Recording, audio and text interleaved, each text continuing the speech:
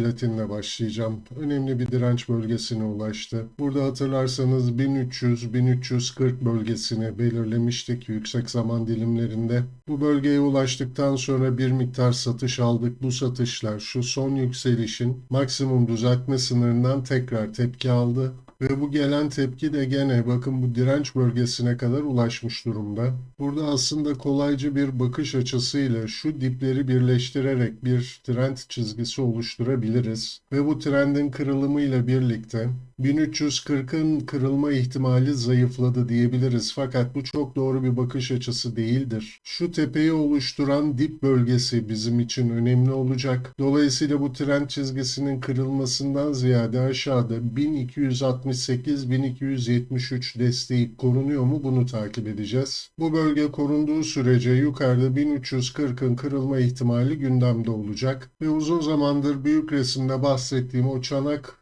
formasyonu tamamlanmış ve 1340'ın kırılması ile birlikte 1800-1900'lere doğru hareketin başlamasını bekleriz. Ancak bu son oluşan direnç bölgesi korunur ve desteklerimiz kırılmaya başlarsa yani burada 1268 altında hareketler almaya başlarsak önceki analizde bahsettiğim seviyeler gene kontrol edilecek. 1240 kırılması durumunda aşağıda şu dip bölgesine doğru satışların devamı beklenir. 1200-1190 bölgesi. Bu bölge korunduğu sürece sorun yok. Tepede gene yatay bir bant içinde hareket bekleriz ve hatta şöyle büyük resimden baktığımızda 860'tan başlayan yükselişin düzeltmesinin dahi yapılmadığı bir süreci takip ederiz. Ancak 1190 kırıldığı takdirde burada bir düzeltme sürecinin başladığı ve o çanak formasyonunun fincan kulp formasyonuna çevrilme ihtimalinin aktif olduğunu konuşuruz. Bu da 1140-1120 bölgesi minimum düzeltme sınırımızdır. Maksimum ise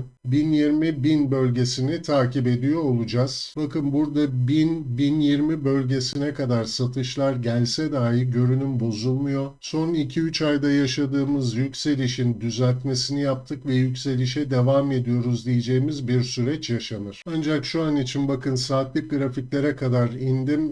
Gayet güçlü alımların geldiğini takip ediyoruz. Bu hafta için yukarıda 1340 kırılıyor mu yoksa aşağıda 1268'i kırıp o tepedeki yatay bant hareketine dönüyor muyuz? Bunu takip edeceğiz.